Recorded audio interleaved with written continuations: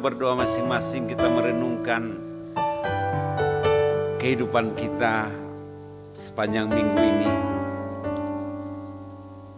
Mungkin ada salah dan dosa yang kita lakukan di dalam kehidupan kita. Sebelum kita menaikkan pujian dan penyembahan kita, supaya kita mempersiapkan hati kita dengan sungguh, sehingga kita merasakan hadirat Tuhan pada pagi hari ini.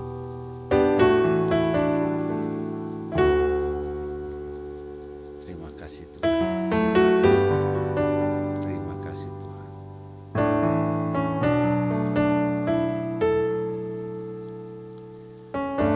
Bapa di surga, kami datang kepadamu pada pagi hari ini.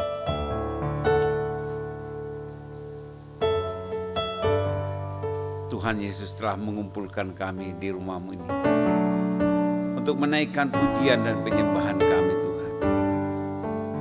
Kami rindu Tuhan supaya Tuhan juga yang menguduskan dan menyucikan kami. Sehingga pada saat kami menaikkan pujian ini, kami boleh diberkati oleh Tuhan, kami boleh diteguhkan oleh Tuhan, kami boleh semangat yang baru. Karena kami tahu bahwa Tuhan Yesus telah mati di salib untuk dosa-dosa kami. Karena Ia katakan di dalam 1 Petrus 2 ayat 24, Ia sendiri telah memikul dosa kita di dalam tubuhnya di kayu salib, supaya kita yang telah mati terhadap dosa hidup untuk kebenaran. Oleh biru-birunya engkau akan sembuh. Di mana pengorbananmu Tuhan yang luar biasa itu mengasihi kami Tuhan. Karena itu kami menaikkan pujian dan penyembahan kami kepada Tuhan. Katakan, Dia Yesus telah mati bagiku.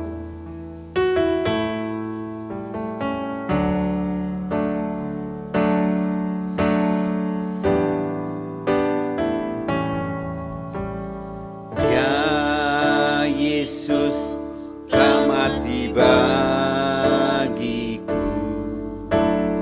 Dia Tuhan selamatkan jiwaku.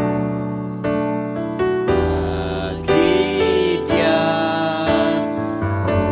pujianku tak dapat ku balas kasih-Nya.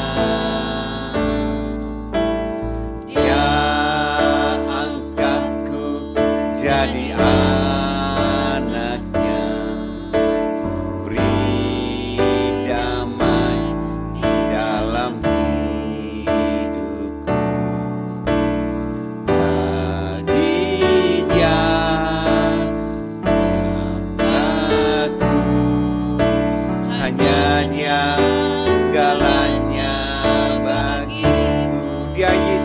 mati bagiku. Dia Yesus telah mati bagiku. Dia Tuhan selamatkan jiwaku. Bagi Dia pujianku tak dapat ku balas kasih-Nya.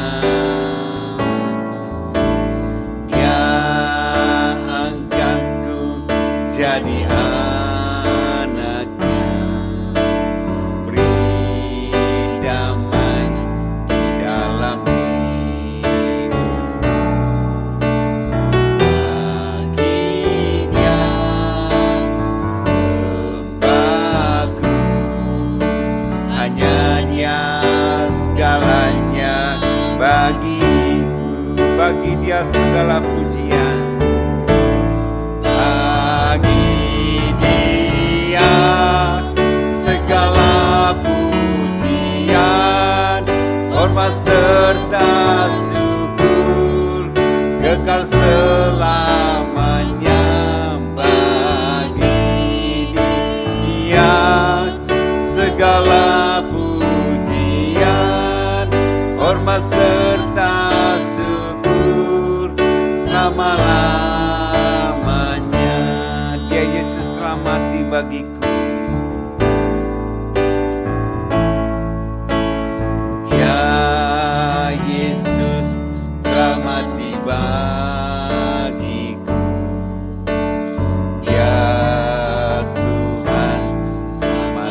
jiwaku. Bagi Dia pujianku tak dapat ku balas kasih-Nya. Dia angkatku jadi anaknya, beri damai di dalam hidupku. Bagi Dia sembahku, hanya Dia segalanya bagiku. Bagi Dia segala pujian.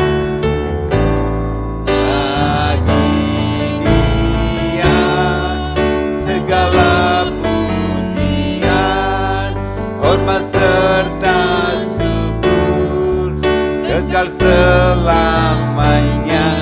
Bagi Dia segala pujian, hormat serta syukur selama-lamanya. Bagi Dia segala pujian.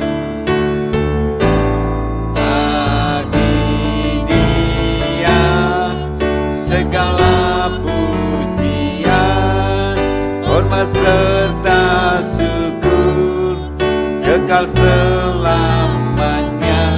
Bagi Dia segala pujian, hormat serta syukur selama-lamanya.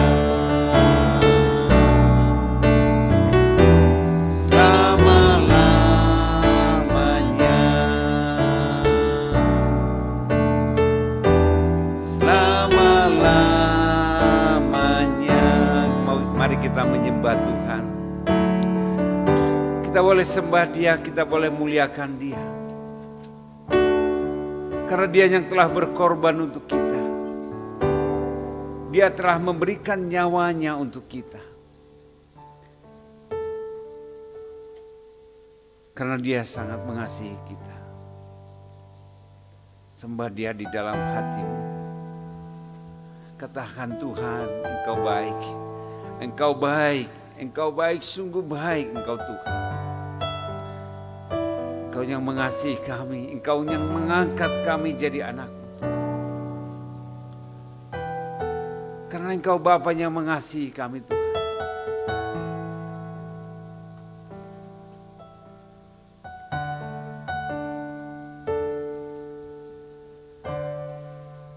Kau Bapa yang mengasihiku, kuasa-Mu memulihkanku, hati yang baru Kau berikan, untukku dapat melihat rencana-Mu indah bagiku. Rencana-Mu indah bagiku, ada di setiap jalanku.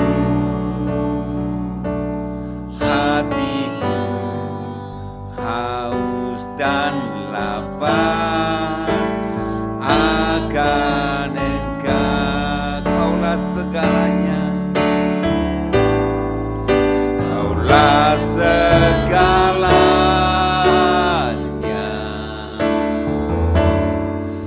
di dalam hidupku. Kerajaan-Mu, kebenaran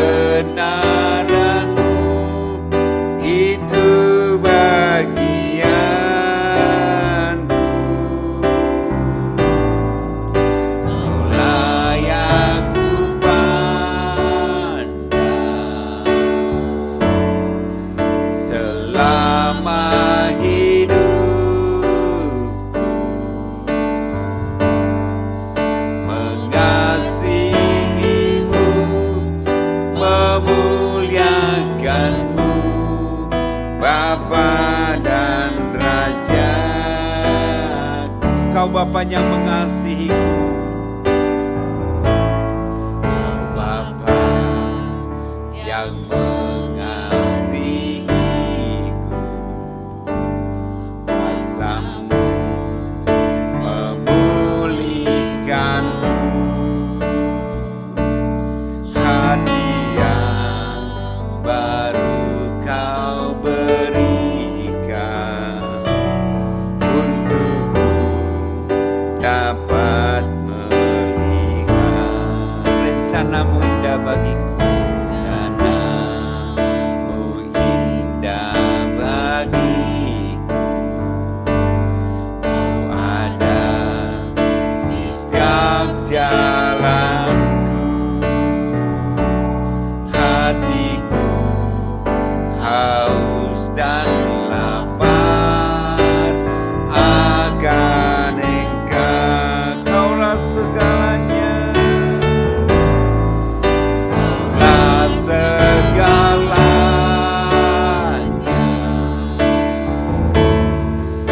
di dalam hidupku.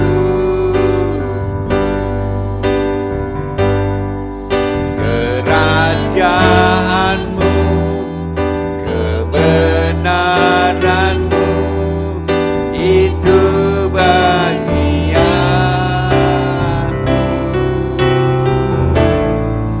Kaulah yang kupandang selama hidupku. Mengasihi-Mu, memuliakan-Mu, Bapa dan Raja-Ku. Kaulah segalanya. Kaulah segalanya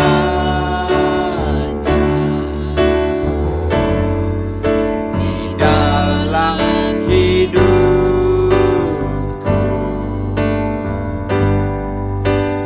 Kerajaan-Mu, kebenaran-Mu, itu bagianku.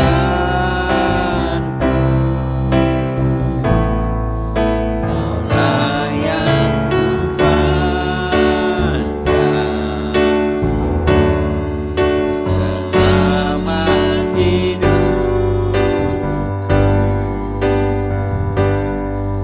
Mengasihi-Mu, memuliakan-Mu, Bapa dan Raja-Ku. Mengasihi-Mu, mengasihi-Mu, memuliakan-Mu, Bapa dan Raja-Ku. Mengasihi-Mu, mengasihi-Mu, memuliakan-Mu, Bapa dan Raja-Ku. Bapa di surga, terima kasih pada pagi hari ini. Kami boleh menaikkan pujian dan penyembahan kami kepada Tuhan. Biarlah pujian dan penyembahan kami ini menjadi dupan yang harum di hadapan Tuhan. Terima kasih Tuhan. Biarlah Tuhan berkati kami di dalam ibadah pagi hari ini Tuhan. Biarlah ibadah ini boleh jadi di dalam nama Bapa, Anak dan Roh Kudus. Sehingga kami mengalami sukacita yang daripada Tuhan. Kekuatan daripada Tuhan. Pertolongan daripada Tuhan. Sehingga kami boleh menikmati firman Tuhan. Bahkan pujian dan penyembahan kami. Kami serahkan waktu ini semuanya Tuhan. Di dalam nama Tuhan Yesus Kristus kami berdoa. Amin. Saya persilakan duduk. Ya, kita telah menaikkan pujian dan penyembahan kita kepada Tuhan.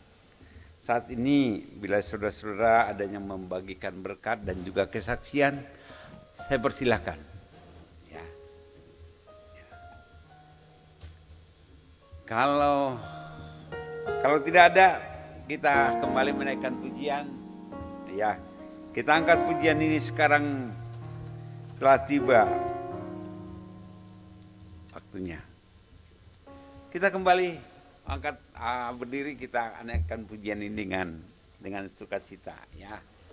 Dengan ya.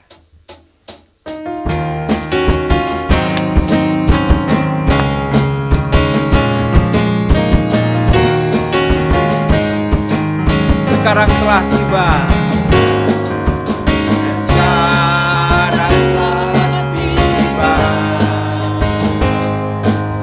Keselamatan dan kuasa dari tangan Dialah kita, kuasanya yang diurapinya, karena dilemparkannya para pendakwa kita. Sekarang telah tiba keselamatan dan kuasa,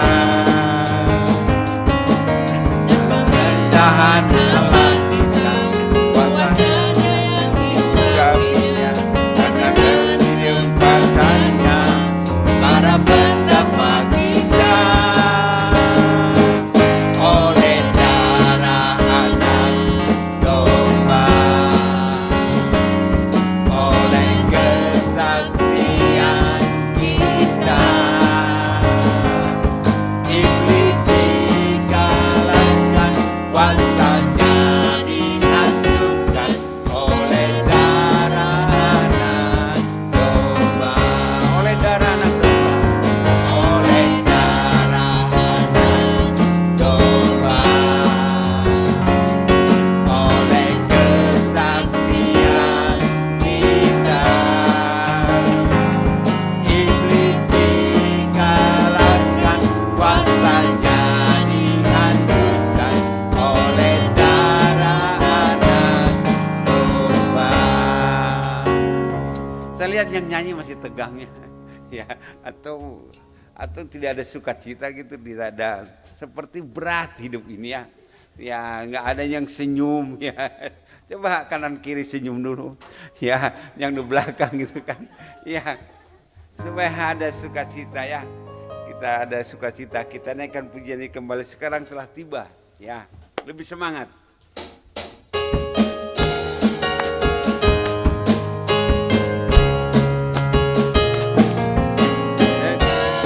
Sekarang telah tiba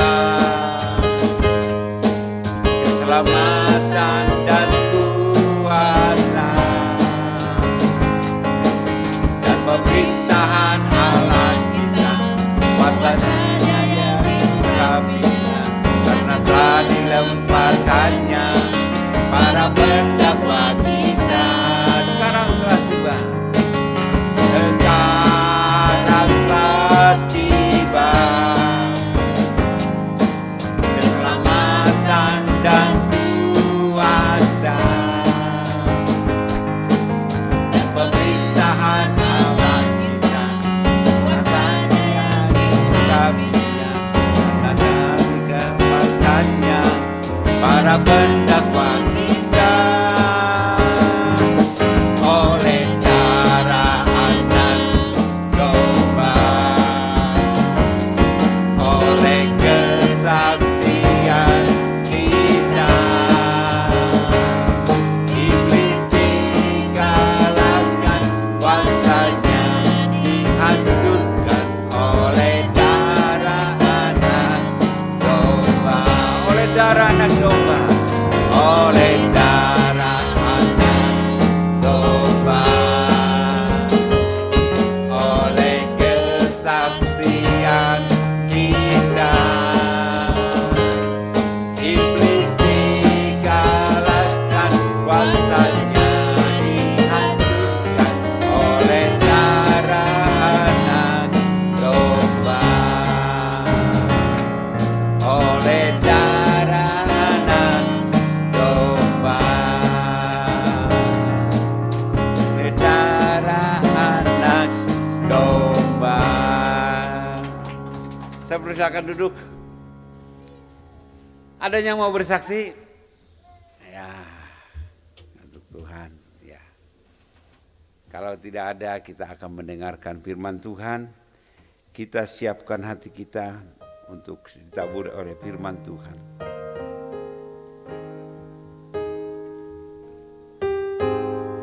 Kita mau katakan, aku datang dan ku bersujud.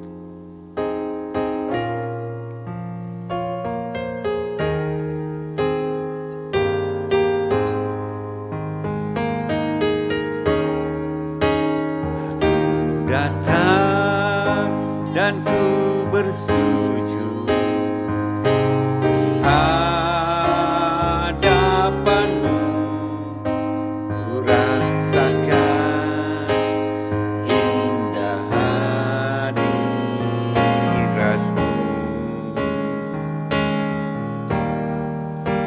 Aku buka mata hatiku dan seluruh jiwaku untuk-Mu, nikmati firman.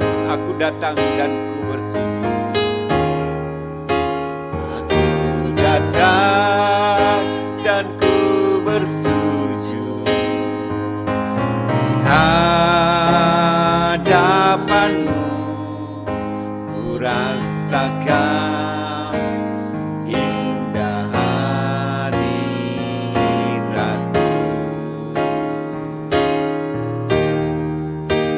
Aku buka mata hatiku dan seluruh jiwaku untuk-Mu, nikmati firman-Mu. Katakan, firman-Mu yang berkuasa, firman-Mu yang berkuasa untuk mengubah sikap hati. Firman-Mu yang tegakkan di saat ku terjatuh.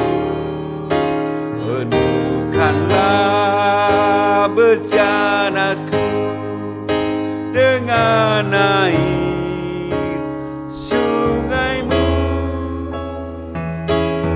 Ku haus akan firman-Mu. Katakan, aku datang dan ku bersujud. Datang dan ku bersujud.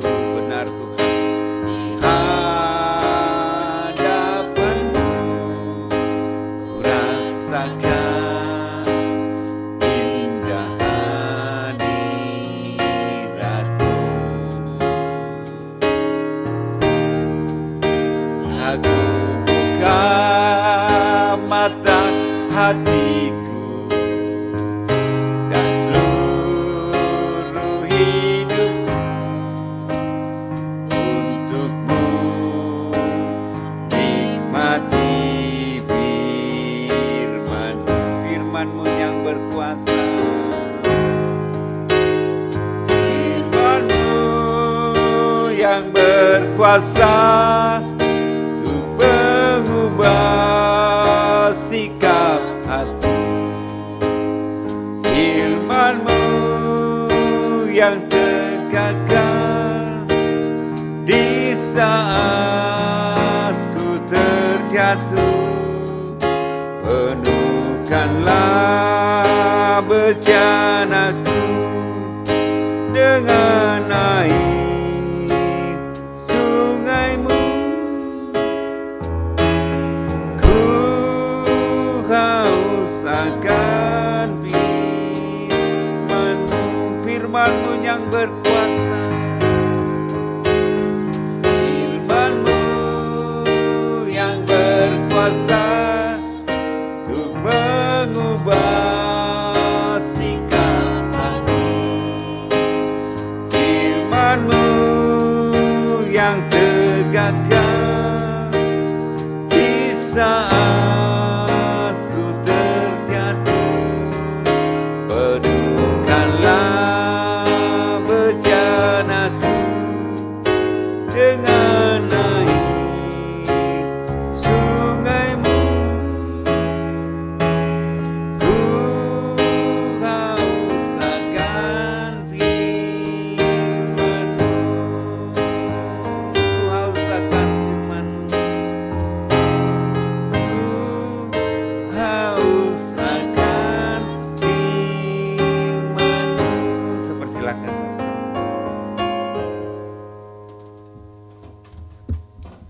Mari kita berdoa. Ya Tuhan kami menyadari bahwa kami bisa kuat, bisa tegak berdiri, bisa terus melangkah walaupun banyak pergumulan. Karena kami punya pegangan yaitu firman Tuhan yang selalu menguatkan kami. Firman Tuhan yang selalu mengangkat kami, firman Tuhan yang selalu memberikan kami harapan, firman Tuhan yang membuat kami berani memandang ke depan dengan iman kami. Terima kasih. Karena itulah maka kami selalu mendengarkan firman Tuhan, dan saat ini pun berbicaralah kepada kami ya Tuhan. Beri kami pengertian, beri kami wawasan, dan juga beri kami hati yang selalu terbuka untuk mendengarkan firman-Mu. Beri kami pikiran untuk mau merenungkannya juga. Urapilah kami semua, biar kuasa Tuhan yang tidak terbatas akan bekerja dengan sempurna bagi kami semua, baik yang memberitakan maupun yang mendengarkan. Terima kasih ya Bapa, kami takluk tunduk sepenuhnya kepadamu di bawah otoritas-Mu. Di dalam nama Tuhan kami Yesus Kristus kami berdoa. Amin. Salam. Selamat pagi Bapak Ibu. Kita akan mendengarkan firman Tuhan dari Matius 23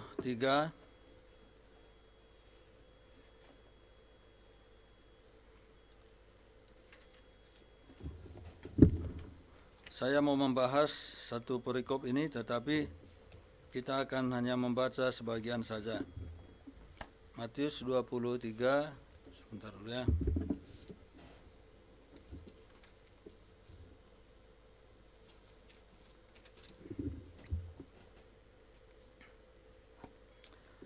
Dari ayat yang ke-1 sampai dengan ayat yang ke-3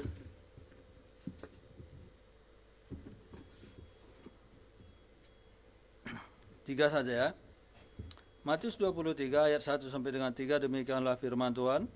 Maka berkatalah Yesus kepada orang banyak dan kepada murid-muridnya katanya, ahli-ahli Taurat dan orang-orang Farisi telah menduduki kursi Musa. Sebab itu turutilah kelakuan dan lakukanlah segala sesuatu yang mereka ajarkan kepadamu, tetapi jangan kamu turuti perbuatan-perbuatan mereka, karena mereka mengajarkannya tetapi tidak melakukannya. Lalu saya akan lanjutkan lagi sedikit di bagian akhir.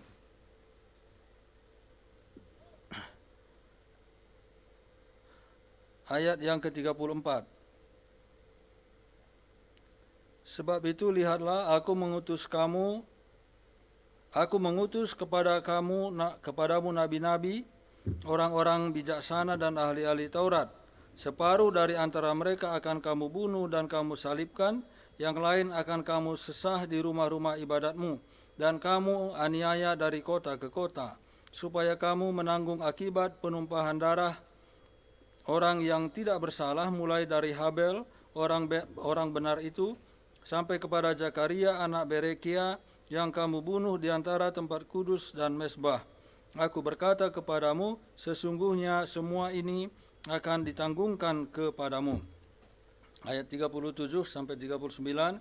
Yerusalem, Yerusalem, engkau yang membunuh nabi-nabi dan yang melempari dengan batu orang-orang yang diutus kepadamu. Berkali-kali aku rindu mengumpulkan anak-anakmu sama seperti induk ayam mengumpulkan anak-anaknya di bawah sayapnya, tetapi kamu tidak mau. Lihatlah, rumahmu ini akan ditinggalkan dan menjadi sunyi. Dan aku berkata kepadamu, mulai sekarang kamu tidak akan melihat aku lagi, hingga kamu berkata, diberkatilah dia yang datang dalam nama Tuhan. Bapak Ibu yang dikasihi oleh Tuhan Yesus Kristus, saya memberikan tema pada pagi hari ini adalah hamba vs Tuhan. Hamba vs Tuhan. Tak sering kita mendengar orang tertentu mengatakan dia melayani rakyat, melayani negara, mengabdi bagi bangsa, dan seterusnya. Tapi pada kenyataannya kemudian mereka menjadi bos yang tidak peduli dan bahkan yang kadang membawa kesulitan, kesengsaraan, tekanan kepada orang-orang yang dia pimpin setelah dia menjadi pemimpin. Janji-janji pada masa kampanye itu bisa saja bagus-bagus. Dan semua itu bisa meyakinkan kita dengan bahasa-bahasa yang indah. Tetapi setelah dia memimpin, maka bisa sekarang bertolak dengan realita bertolak dengan apa yang pernah diucapkan. Itu sering kita lihat sehingga itu terjadilah kekecewaan pada diri kita sendiri. Kecewa melihat orang-orang atau pemimpin-pemimpin atau wakil-wakil yang disebut dengan wakil rakyat. Saya sedang tidak mengkritik tetapi mengungkapkan bahwa sering sekali kita kecewa dengan keputusan-keputusan mereka. Ya, mungkin kita berkata ya namanya juga orang belum mengenal Tuhan. Namanya juga kita hidup di dunia yang penuh dengan dosa ini. Tetapi hal yang sama juga itu bisa terjadi di dalam gereja. Kita juga di dalam gereja itu bisa menjadi tuan atas orang lain. Ini bukan sebatas pendeta. Karena ada juga orang yang punya uang banyak, dia menjadi tuan di atas sebuah gereja. Dia menjadi bos. Tetapi bisa juga orang hamba Tuhan itu pun kemudian menjadi tuan. Menjadi bos yang harus dilayani. Yang harus dituruti segala kemauannya. Itu di dalam lingkup gereja. Di dalam rumah tangga juga bisa sama. Orang tua itu menjadi bos. Di mana anak-anak itu semua harus takluk. Tunduk kepada keputusannya apapun keputusan itu. Tidak diajak anak berdiskusi, menjadi orang tua yang otoriter. Itu juga sering kita lihat, itu sering terjadi. Maka banyak juga orang kemudian kecewa karena merasa sangat tertekan dengan orang tuanya. Nah, Bapak Ibu yang dikasih oleh Tuhan Yesus Kristus, maaf saya lagi sariawan jadi agak pas lagi di ujung depan lidah itu ya, jadi agak susah berbicara, ya agak terganggu nih. Nah, Bapak Ibu yang dikasih oleh Tuhan Yesus Kristus, apa yang kita baca ini sebetulnya itu berbicara berbeda dengan apa yang saya sampaikan tadi. Jadi bagaimana seharusnya sikap kita sebagai anak-anak Tuhan di dalam hidup, di dalam bergereja, hidup di dalam bermasyarakat, hidup di dalam rumah tangga, dan khususnya bagian ini sebetulnya berbicara kepada murid-murid. Kalau kita melihat di ayat yang ke-8 sampai dengan 10, ya. Di ayat yang ke-8 sampai dengan 10 itu ada perbandingan-perbandingan yang disebutkan oleh Tuhan Yesus Kristus. Tapi saya mulai dulu. Kalau kita lihat ayat yang ke-8 itu, tetapi kamu janganlah kamu disebut rabi karena hanya satu rabimu dan kamu semua adalah saudara. Jadi yang ditekankan di situ adalah kita sebagai anak-anak Tuhan, sebagai orang yang percaya kepada Tuhan Yesus Kristus itu adalah saudara. Tidak ada guru dalam tanda kutip. Kita itu semua saudara, di hadapan Tuhan itu kita semua setara, hanya fungsi kita yang berbeda. Jadi tidak ada di antara kita itu yang menjadi bos di situ. Maka tadi dikatakan ya Alkitab itu jangan kamu disebut rabi karena hanya satu rabimu dan kamu semua adalah saudara. Dan rabi itu kalau kita lihat nanti ayat-ayat itu mengacu kepada Mesias atau Tuhan Yesus Kristus. Jadi kita betul bahwa ada semacam otoritas, jabatan di dalam gereja, tetapi semua jabatan itu tunduk kepada kepala gereja itu sendiri. Ya, tunduk kepada kepala gereja itu sendiri. Jadi maksudnya adalah bahwa saya sebagai seorang pendeta memiliki kuasa dalam tanda petik paling tidak berkhotbah di mimbar ini. Tetapi otoritas itu adalah karena saya tunduk kepada si pemberi otoritas. Maka saya berdiri di mimbar ini adalah karena diberikan otoritas oleh si pemberi otoritas. Sehingga dari sudut itu saya bukan sebagai guru tetapi sebagai hamba yang melayani Tuhan saya Tuhan Yesus Kristus itu dan saya berada di bawah otoritasnya.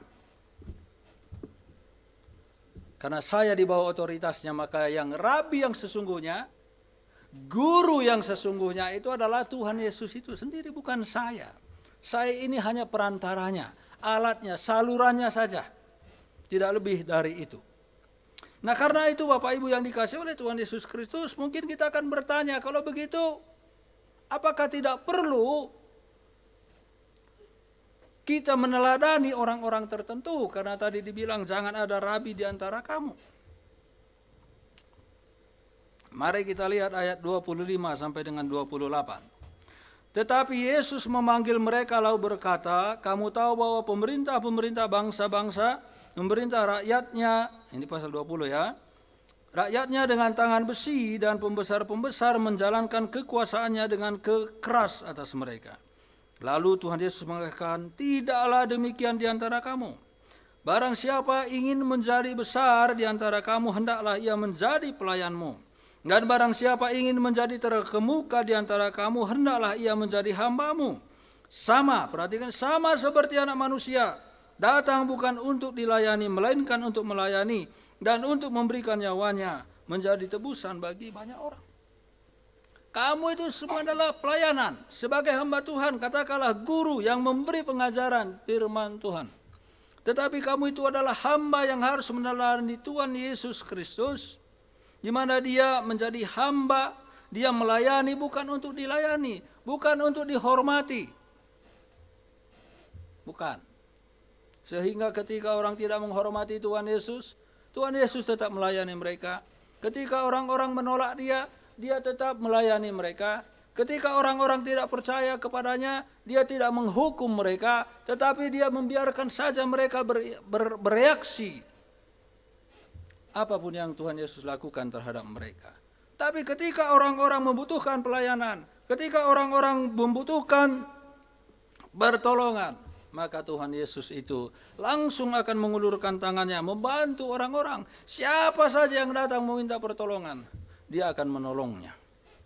Dia datang untuk melayani dan bahkan dikatakan tadi memberikan nyawanya menjadi tebusan bagi banyak orang.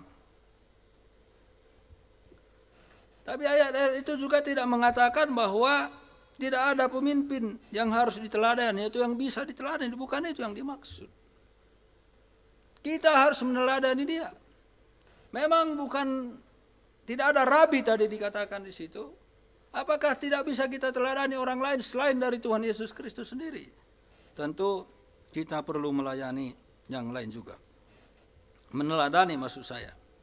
Nah, Bapak Ibu, saya akan melihat sedikit dari Filipi 3 ayat 17. Katanya begini, saudara-saudara, ikutilah teladanku dan perhatikanlah mereka yang hidup sama seperti kami yang menjadi teladanmu.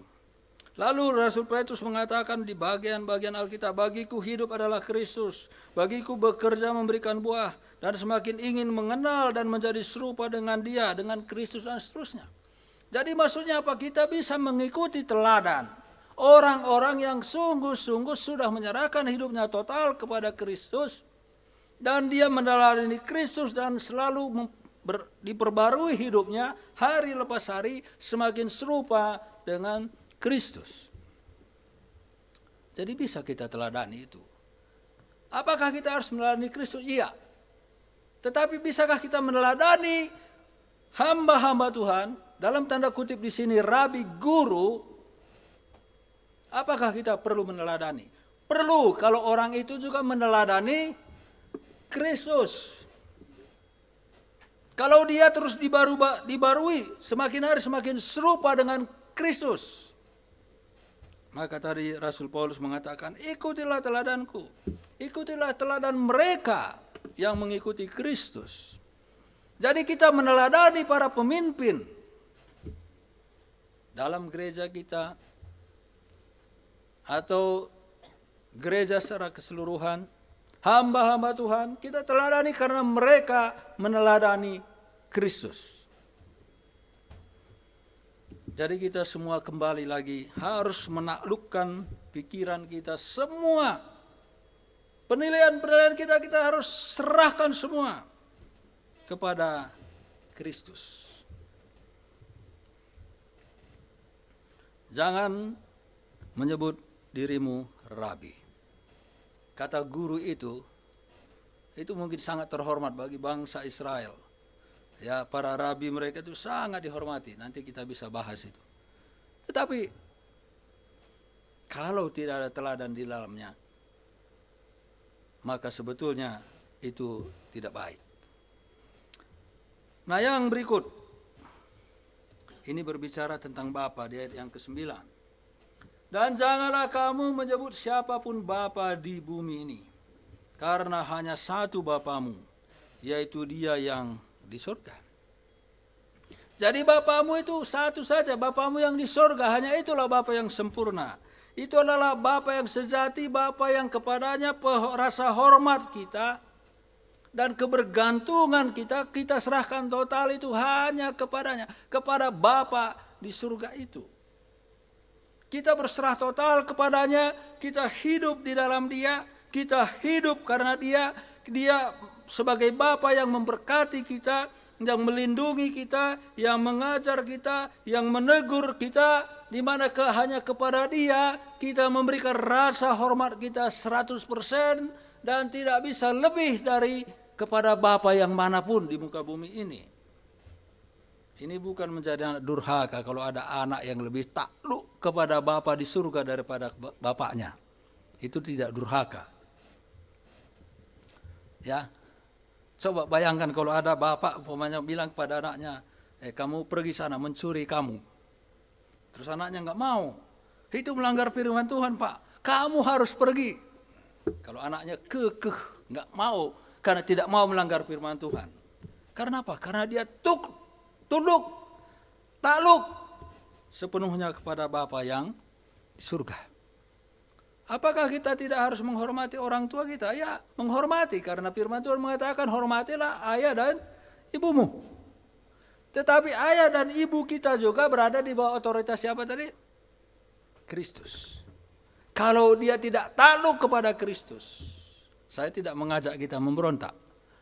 Apakah kita harus mengikuti ketika ada dia memerintahkan kita untuk melakukan dosa tertentu? Gimana anak-anak? Ada yang siap? Awas kasih uang jajan kalau nggak ikuti. Awas kamu diancam ya. Kamu nggak sekolah lagi nanti kalau kamu nggak ikuti. Bagaimana itu? Saya tidak mengajak memberontak, tapi mengajak kita semua berpikir kritis. Bapa sejati yang sesungguhnya itu siapa?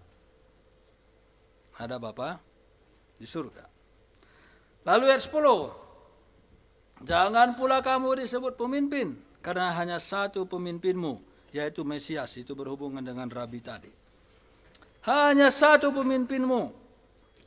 Boleh nggak kita punya pemimpin? Ya memang harus. Karena Tuhan sendiri sudah membuat semacam struktur di dalam gereja itu sendiri. Ya harus ada pemimpin.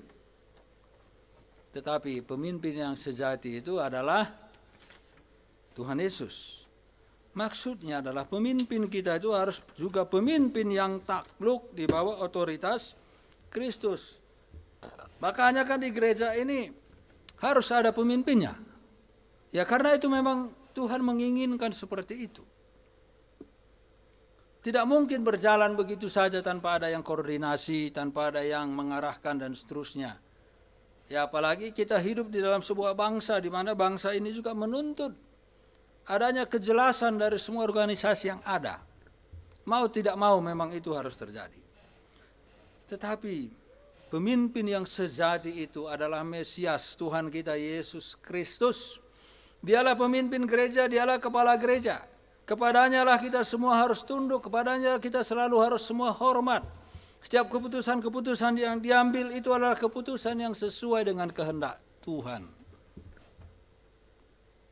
Maka kembali lagi, semua yang ada di gereja ini, hamba-hamba Tuhan yang ada di gereja ini adalah hamba-hamba Tuhan yang berada di bawah kepemimpinan Mesias, kepemimpinan Tuhan kita Yesus Kristus. Sehingga setiap otoritas yang ada itu adalah otoritas Tuhan. Saya tidak punya otoritas apapun di gereja ini, tidak. Saya tidak punya otoritas apapun di dalam pelayanan ini, tidak. Saya hanya menjalankan apa yang Tuhan perintahkan bagi saya, sehingga itu bukan lagi otoritas saya, tetapi itu adalah memang tugas saya yang disuruh oleh Tuhan untuk saya lakukan. Sehingga saya tidak bisa memanfaatkan mimbar ini, saya tidak bisa memanfaatkan status saya sebagai seorang pendeta kalau itu bukan di bawah otoritas dari Tuhan Yesus Kristus. Tidak bisa. Jadi saya tidak bisa berbuat semau saya, tidak. Saya harus tunduk. Sehingga otoritas saya itu enggak ada. Yang ada itu adalah otoritas Kristus yang saya jalankan. Sehingga kalau saya berbicara keras mungkin tidak berkenan di hati, tetapi kalau itu masih sesuai dengan firman Tuhan, bukan otoritas saya itu. Karena Kristus yang menyuruh saya melakukan itu. Sehingga itu adalah otoritas Kristus.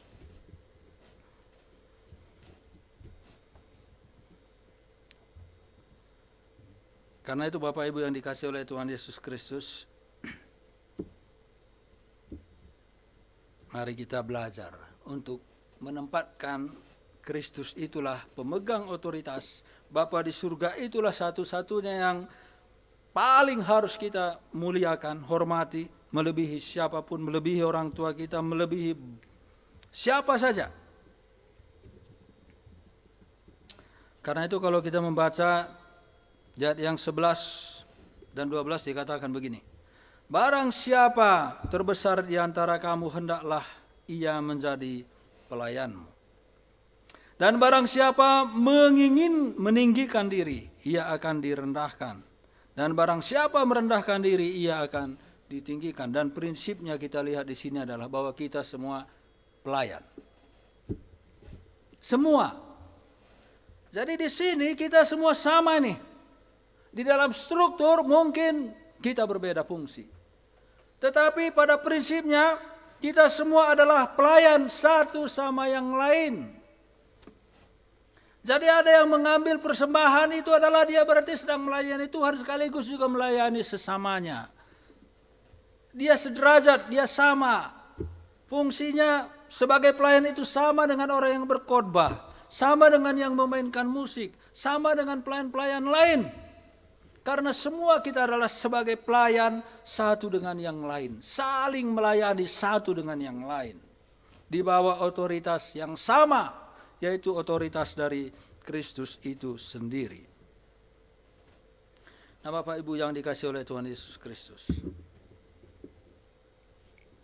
Kalau dalam kalender gereja, 7 minggu sebelum Paskah itu disebut dengan Prapaskah.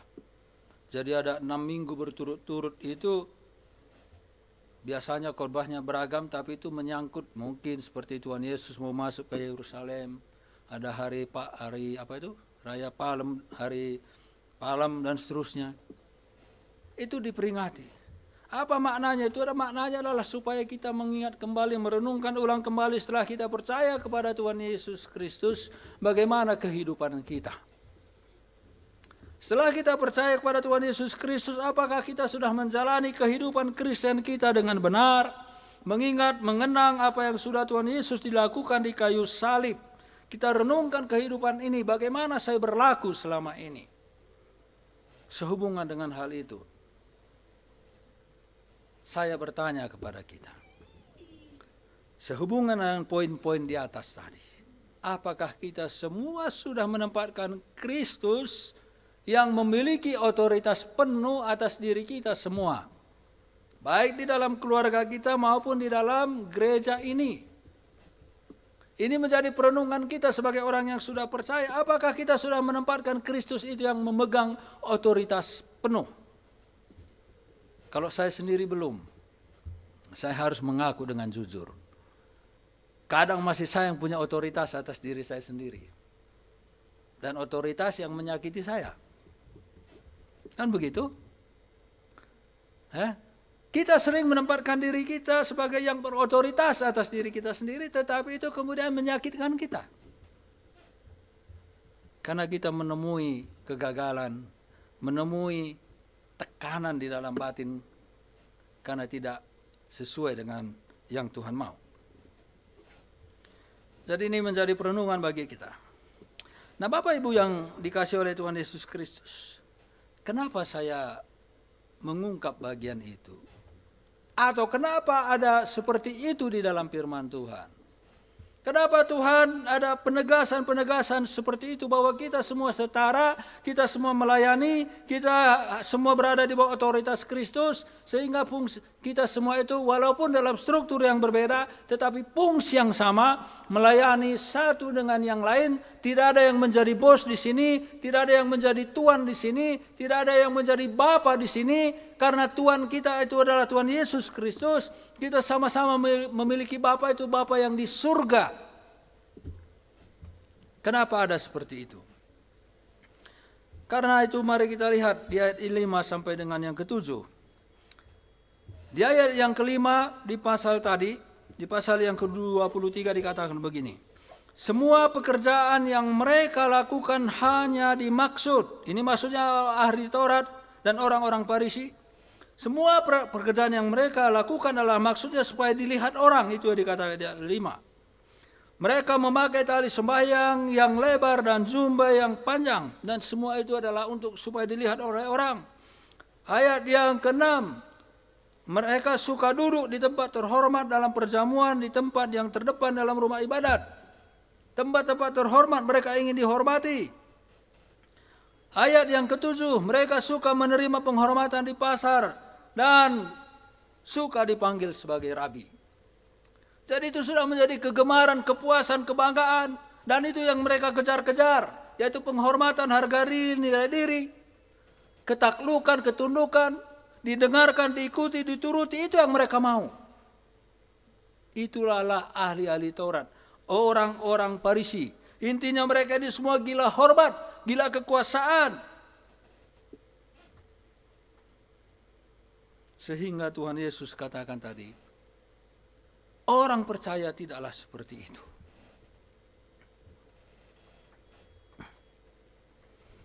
Kita lihat ayat berikut, ayat 3-4. Sebab itu turutilah dan lakukanlah segala sesuatu yang mereka ajarkan. Ikuti mereka katanya. Apa yang dia katakan? Tapi jangan teladani mereka. Yang mereka katakan ikuti. Tapi perbuatan mereka jangan ikuti. Artinya yang positif, yang benar, yang sesuai dengan firman Tuhan itu ikuti. Tetapi kalau tidak, jangan ikuti. Jangan teladani. Karena itu maka Tuhan Yesus mengecam mereka di ayat yang ke-13 sampai ke-33 itu berulang-ulang dikatakan, celakalah kamu, orang-orang munafik, ahli-ahli Taurat, orang-orang Farisi, celakalah kamu. Berulang-ulang itu dari ayat 13 sampai ke-33. Mereka itu menjadi orang-orang munafik. Karena tadi kita sudah melihat gambaran mereka suka dihormati, ingin duduk di depan kalau ada perjamuan. Di tempat-tempat terdepan, di rumah-rumah ibadat supaya dihormati. Kalau ada perjamuan, mereka di depan dengan hidangan yang paling enak, kursi yang paling bagus, penghormatan yang paling utama. Mereka beribadah, mereka berdoa, mereka sembahyang, mereka baca Alkitab. Semua itu katanya supaya dilihat orang. Maka Tuhan mengatakan itu adalah orang-orang munafik. Saya tidak tahu hati kita semua. Ketika kita mengambil bagian atau diberikan otoritas oleh Tuhan mengambil bagian dalam pelayanan, apa motivasi kita? Apa tujuan kita? Apa yang kita mau raih, capai dari semua yang kita lakukan itu? Kita datang beribadah. Apa tujuan kita? Apa motivasi kita?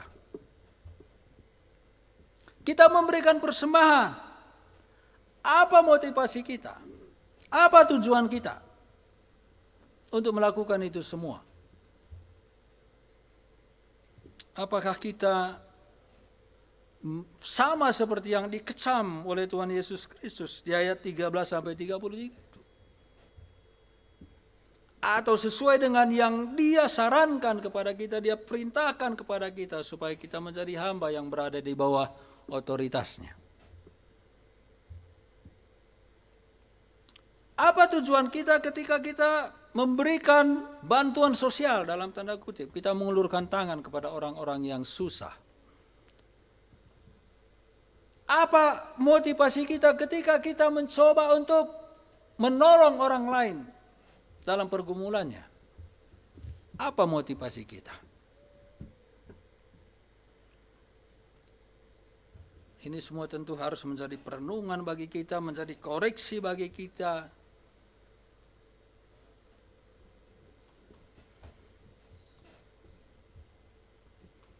Nah, saudara-saudara yang dikasihi oleh Tuhan Yesus Kristus, lebih jauh Tuhan mengatakan, bahkan mereka disebut keturunan ular beludak.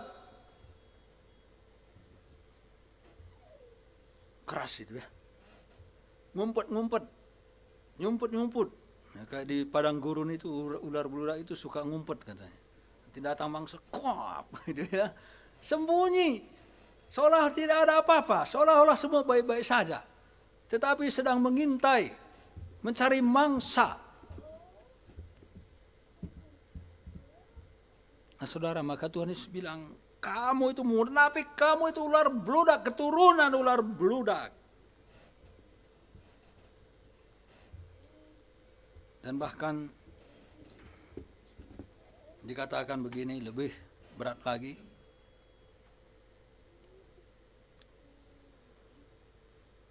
Ayat berapa tadi? Saya lupa menuliskan ayatnya malah. Ya, ayat 33.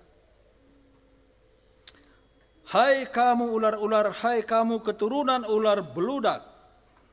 Lalu Tuhan Yesus mengatakan, bagaimanakah mungkin kamu dapat meluputkan diri dari hukuman neraka? Ayat 33 itu. Bagaimana mungkin kamu dapat meluputkan diri dari hukuman neraka? Coba bayangkan.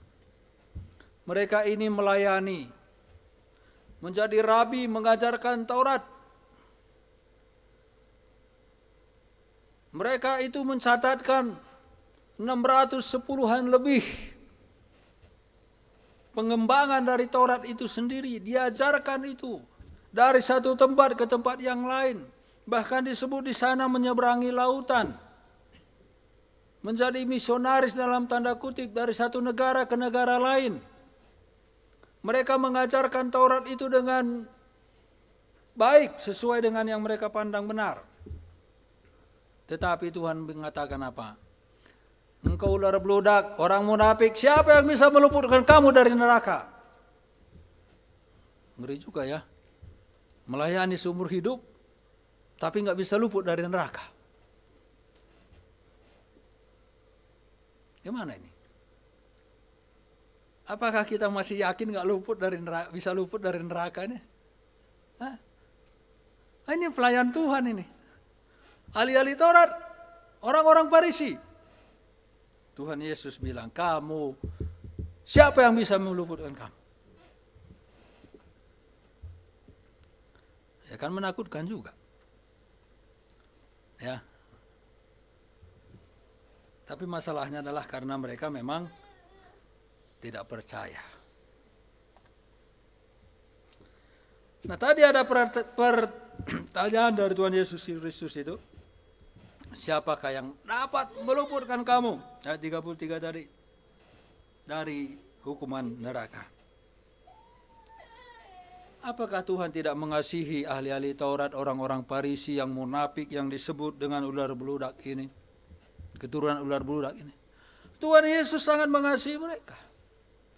Tetapi apa yang menjadi permasalahan sehingga mereka tidak mungkin keluar dari hukuman neraka itu? Kalau kita melihat pasal yang ke-29 ayat 29 sampai 31, saya coba baca bagian ini.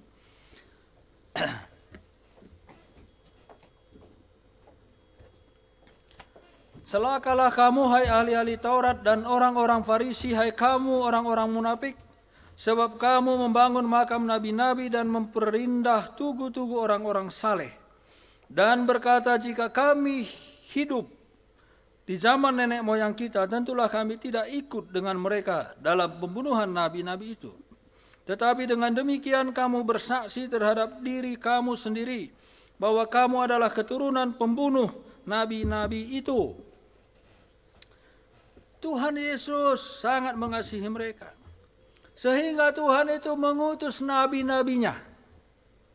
Tetapi mereka membunuh nabi-nabi itu, tidak mau mendengarkannya. Makanya mereka tidak bisa luput. Nabi-nabi itu memberitakan tentang Tuhan Yesus Kristus, menubuatkan tentang Tuhan Yesus Kristus, berbicara tentang Tuhan Yesus Kristus yang akan datang. Seperti Nabi Yesaya umpamanya. Tetapi mereka membunuhnya. Bagaimana bisa mereka luput? Orang berita yang disampaikan itu mereka bungkam, mereka tutupi, mereka tidak mau percaya, mereka mengeraskan hati. Maka mereka tidak mungkin luput.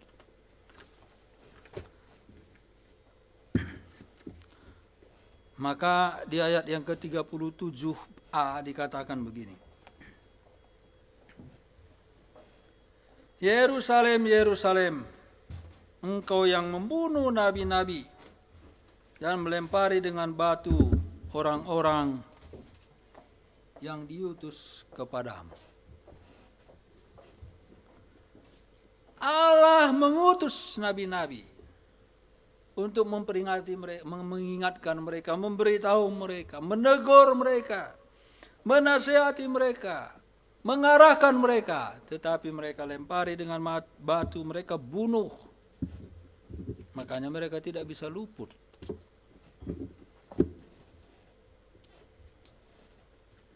Yerusalem, Yerusalem, engkau yang membunuh nabi-nabi dan melempari dengan batu orang-orang yang diutus kepadamu. Kalau kita lihat ayat yang ke-37, saya bacakan kembali. Yerusalem, Yerusalem, engkau yang membunuh nabi-nabi dan melempari dengan batu orang-orang yang diutus kepadamu. Lalu Tuhan Yesus mengatakan, berkali-kali aku rindu mengumpulkan anak-anakmu, sama seperti induk ayam mengumpulkan anak-anaknya di bawah sayapnya. Tetapi kamu tidak mau. Tadi nabi-nabi diutus. Sekarang Tuhan Yesus juga menjadi utusan yang diutus datang menyelamatkan manusia berdosa. Dia gambarkan di situ, aku rindu mengumpulkan anak-anakmu sama seperti induk ayam mengumpulkan anaknya di bawah sayapnya. Tapi kamu tidak mau. Mereka tidak mau, mereka mengeraskan hati. Makanya Tuhan Yesus mengecam mereka tadi. Di pasal yang kita baca itu, yang kita lihat itu. Mereka tidak mau. Tuhan Yesus saja mereka lawan. Tuhan Yesus saja mereka aniaya. Tuhan Yesus saja mereka bunuh.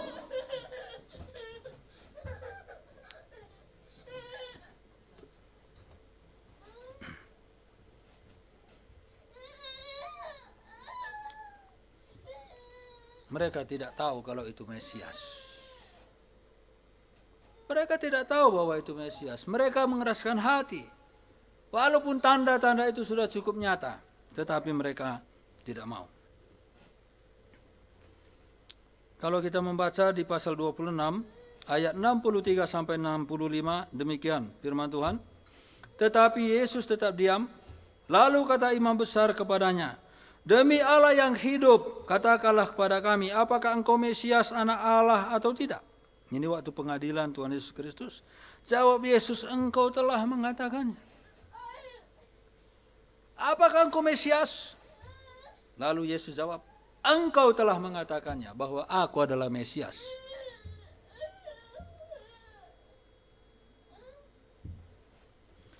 Akan tetapi aku berkata kepadamu, mulai sekarang kamu tidak akan melihat anak manusia.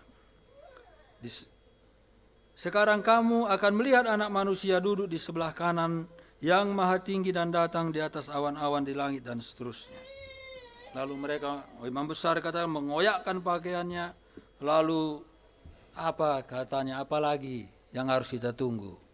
Kita harus bunuh dia. Nah saudara-saudara, nabi-nabi mereka bunuh. Tuhan Yesus datang sebagai Mesias mereka bunuh. Lalu apa yang dikatakan oleh Tuhan Yesus? Ini berikutnya. Ayat 34 sampai 36. Sebab itu lihatlah, aku mengutus kepadamu nabi-nabi, orang-orang bijaksana dan ahli-ahli Taurat. Separuh di antara mereka akan kamu bunuh dan kamu salibkan, dan seterusnya. Itu yang diutus lagi setelah Yesus naik ke surga. Bahkan sebelumnya dia sudah memberitahu murid-muridnya harus memberitakan Injil. Dan murid-murid itu juga dibunuh. Yakobus umpamanya, itulah yang pertama langsung dibunuh, dipenggal oleh Herodes karena dia dikorbankan dalam tanda kutip. Semua rasul itu mati dibunuh. Ya kecuali Yohanes. Tapi Yohanes juga digoreng. Ya, dimasukkan di kuali yang dikasih minyak yang mendidih, tapi enggak mati, enggak apa-apa gitu ya. Artinya dia mati juga, tapi bukan karena penganiayaan itu. Petrus disalib terbalik. Saya tidak layak seperti tuanku, katanya. Maka salibkan saya dengan salib yang terbalik. Kakinya di atas, kepalanya di bawah. Thomas konon ditombak di India. Semua utusan-utusan Tuhan Yesus Kristus itu mati dibunuh. Dan sampai sekarang kita melihat bahwa banyak hamba Tuhan yang mengalami penderitaan, penganiayaan, karena mereka memberitakan firman Tuhan, memberitakan Injil. Di Kolombia umpamanya, banyak pendeta, banyak pastor yang ditembak oleh gembong-gembong narkoba karena mereka menentang perdagangan narkoba itu sendiri. Di mana-mana itu terjadi. Saudara yang dikasihi oleh Tuhan Yesus Kristus, karena itu Tuhan bilang, bagaimana bisa kamu lepas dari hukuman neraka itu? Nabi-nabi yang diutus kepadamu kamu bunuh. Saya yang datang mau menyelamatkanmu, kamu bunuh, kamu tolak. Setelah itu nanti saya akan mengutus lagi orang-orang untuk melayanimu, tapi tetap kamu bunuh. Bagaimana kamu bisa masuk ke dalam surga kalau begitu? Nah itu persoalannya. Sehingga mereka tidak mungkin luput dari hukuman neraka itu. Itu bedanya dengan kita. Kita ketika kita mendengar berita Injil, kita percaya, kita menyerahkan hidup kita, kita menyadari kita manusia berdosa yang tidak mungkin menyelamatkan diri kita sendiri. Hanya mungkin karena anugerah keselamatan yang diberikan oleh Tuhan Yesus Kristus. Melalui pengorbanannya di kayu salib kita menyambut itu. Maka walaupun kita mungkin tadinya munafik, belum taat 100% melakukan firman Tuhan, karena iman kita, maka kita luputlah dari hukuman neraka itu. Jadi Bapak Ibu yang dikasihi oleh Tuhan Yesus Kristus,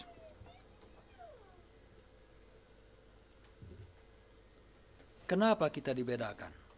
Kenapa ada ayat-ayat yang saya bacakan tadi? Karena memang kita sudah berbeda. Ahli-ahli Taurat, mereka berada di bawah otoritas dirinya sendiri. Di bawah kemauannya sendiri, kehendaknya sendiri.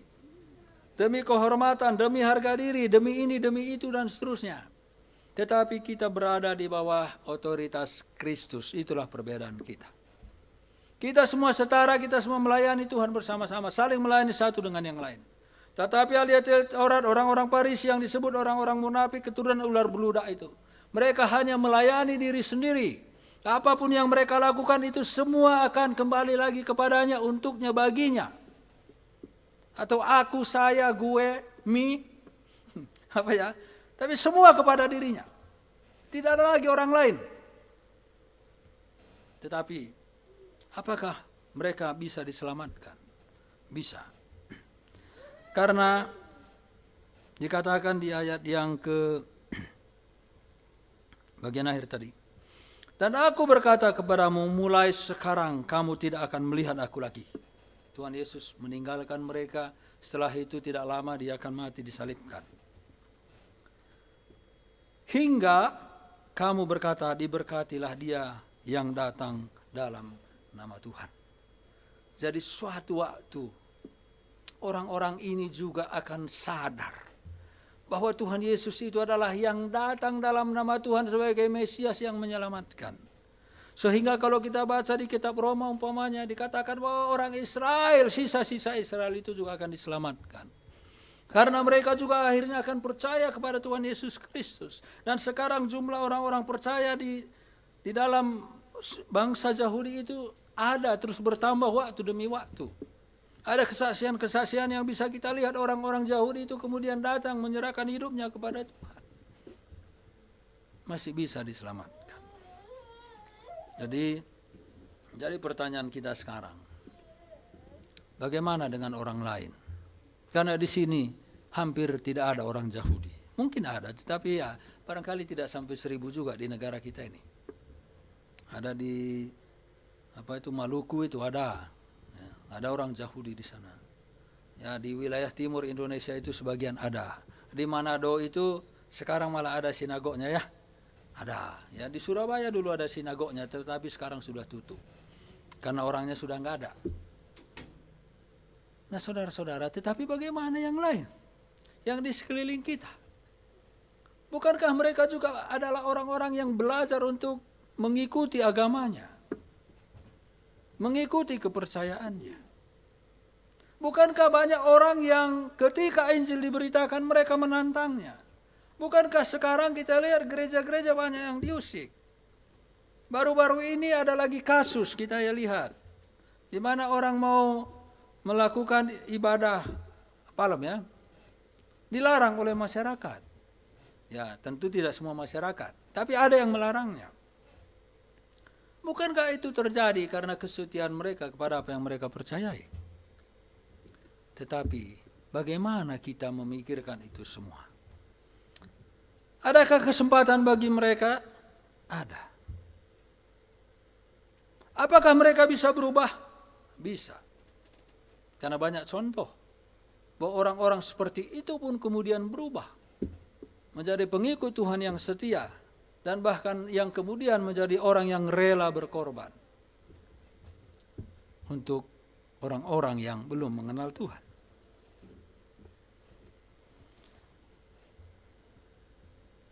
Nah, kembali. Ini adalah masa Prapaskah. Apakah dalam hal itu kita sudah masuk di dalamnya? Untuk menyampaikan, menghadirkan kasih Allah melalui diri kita. Ini menjadi perenungan kita sebelum Paskah. Jadi Bapak Ibu, 2 yang menjadi perenungan kita. 3 maksud saya. Kita adalah hamba yang menjadi pelayan bagi sesama. Apakah kita sudah menjadi pelayan bagi sesama? Ataukah ketika kita melayani itu masih memiliki motivasi yang lain selain kita melaksanakan apa yang Tuhan mau? Selain kita berada di bawah otoritasnya. Coba kita renungkan dulu. Apakah kita beribadah itu karena kita berada dengan sadar berada di bawah otoritas Kristus sehingga kita beribadah? Termasuk dalam pelayanan kita. Itu yang pertama. Nah, karena itu yang kedua, mari kita belajar introspeksi diri. Karena tadi Tuhan Yesus mengatakan, celakalah kamu orang munafik, keturunan ular beludak. Apakah masih ada kemunafikan dalam diri kita? Katanya orang yang kepahitan di masa lalu itu senyumnya paling manis. Senyumnya manis karena dia mau menutupi kepahitan yang ada. Jadi kalau Bapak Ibu lihat selalu orang senyum manis, senyumnya itu menarik sekali. Nah, ternyata dia kepahitan. Ya, dia mau mengubah. Bukan berarti kita nggak boleh tersenyum, tidak. Senyumlah dengan wajar. Tetapi paling manis senyumnya katanya menurut psikolog nih adalah orang yang kepahitan di masa lalu. Apakah yang di dalam itu ya begitulah keluar?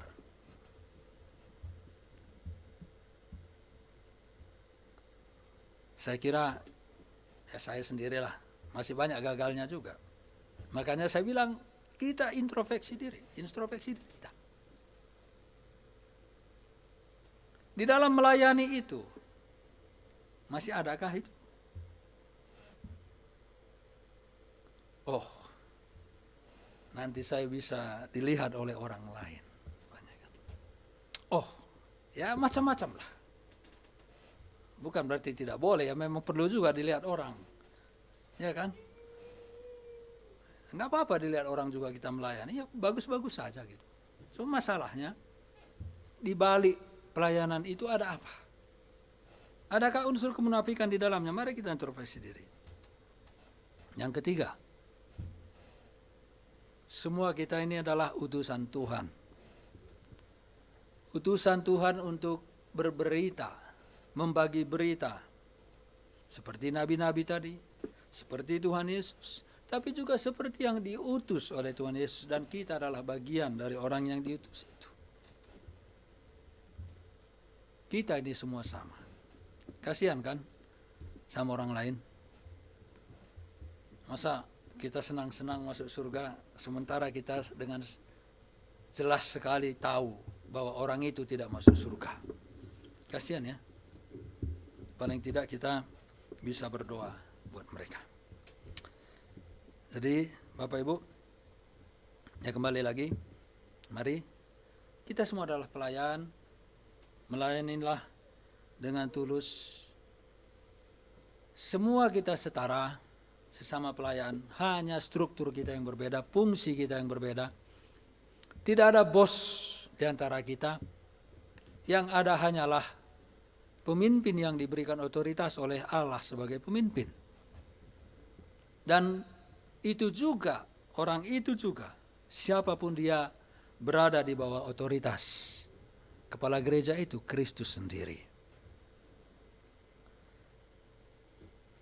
Saya undang kita semua bangkit berdiri.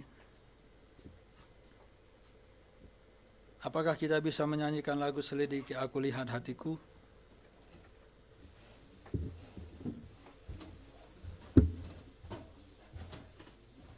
Bisa dipimpin saya, siapa yang bisa itu bisa ke depan lah supaya memandu kita. Selidiki aku lihat hatiku.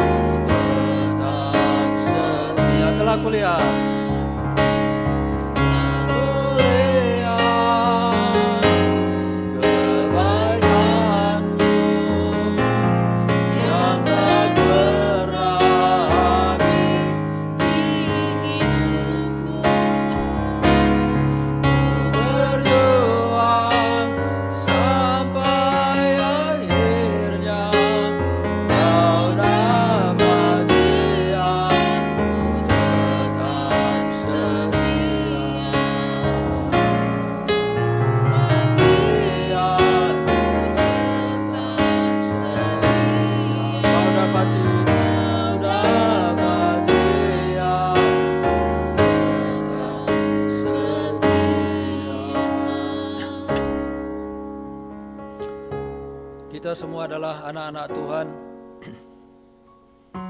Kita semua adalah pelayan satu dengan yang lain. Tidak ada di antara kita yang menjadi bos. Karena itu, evaluasilah, mari kita evaluasi diri kita.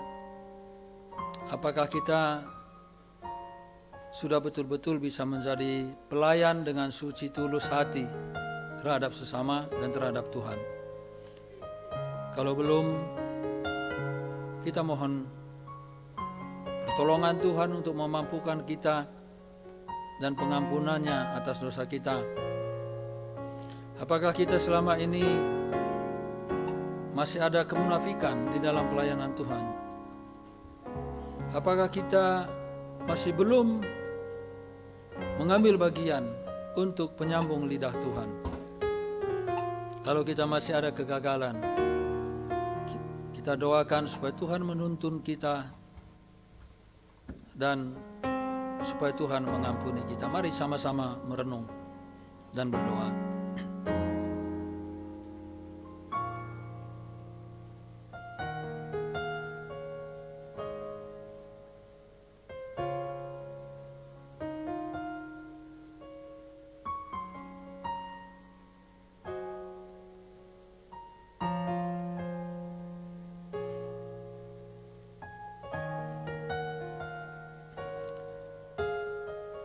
Mari kita nyanyikan lagu ini sekali lagi, sekali saja. Selidiki aku, lihat hatiku, apakah ku sungguh mengasihimu, Yesus, Kau yang Maha Tahu dan menilai hidupku, tak ada yang tersembunyi bagimu. Telah kulihat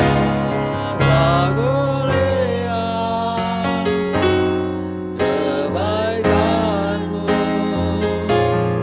yang tak pernah habis di hidupku. Ku berjuang sampai akhirnya Kau dapati aku tetap setia. Betul Tuhan bahwa kami selalu melihat kebaikan Tuhan atas diri kami, atas keluarga kami, dan bahkan atas seluruh rangkaian hidup kami. Padahal dalam banyak hal kami masih berdosa kepadamu. Sering kami belum bisa menjadi pelayan bagi sesama. Sering kami masih berlaku sebagai orang munafik. Walaupun kami sudah menjadi anak-anak Tuhan, tetapi sikap kami masih sering seperti ahli Taurat dan orang-orang Farisi. Sering sekali kami belum bisa menjadi penyambung lidah Allah bagi sesama kami. Ya Tuhan, tapi walaupun demikian, kembali lagi kami selalu melihat kebaikan-Mu. Kebaikan-Mu yang mengampuni kami, yang memberi kami kesempatan, yang terus memotivasi kami, yang terus mengarahkan kami tanpa henti. Engkau tidak bosan terhadap diri kami, agar kami bisa menjadi lebih baik. Karena itu ya Tuhan, seperti lagu tadi, kami belajar berserah diri dan berjuang, agar ke depan kami menjadi orang yang setia, lebih setia dari waktu ke waktu. Kami diproses semakin sama seperti Kristus, seperti firman-Mu yang kami dengar. Karena Kristuslah satu-satunya Bapa, Guru, teladan hidup kami. Karena Kristuslah satu-satunya yang sungguh-sungguh hidup murni 100% hidup untuk Tuhan. Terima kasih untuk firman-Mu Tuhan. Roh-Mu lah bekerja atas diri kami semua, agar kami benar-benar mengalami transformasi menjadi lebih baik lagi. Dalam nama Tuhan kami Yesus Kristus kami berdoa. Amin. Silakan Bapak Ibu duduk kembali.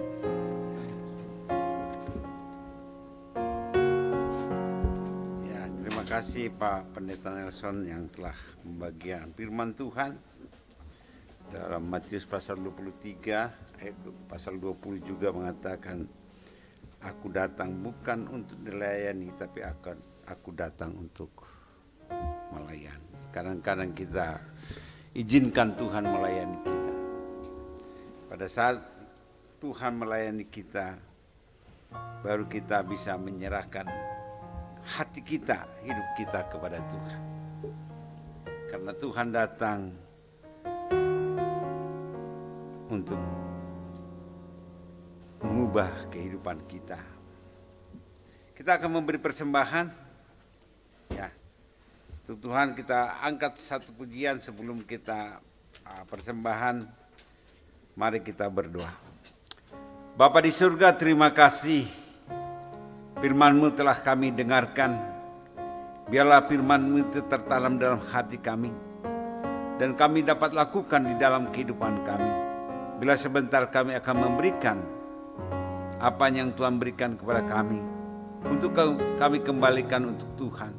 Biarlah Tuhan juga memberkati kami dan juga memberkati persembahan ini, sehingga persembahan ini menjadi boleh dipakai untuk pelayanan. Terima kasih Tuhan.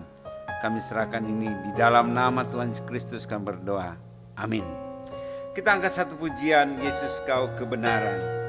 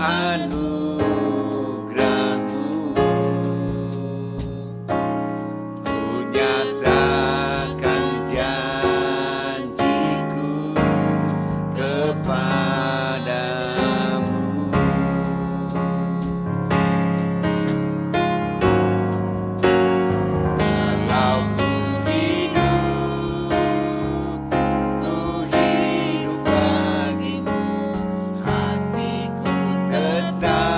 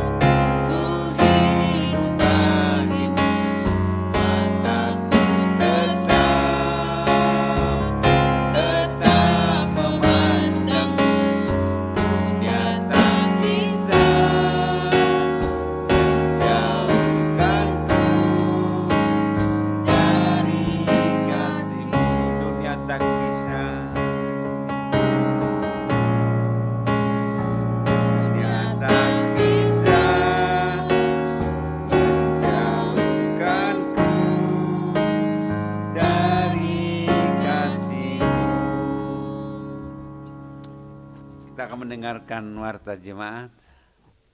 Ya. Ayo, Ibu Ros.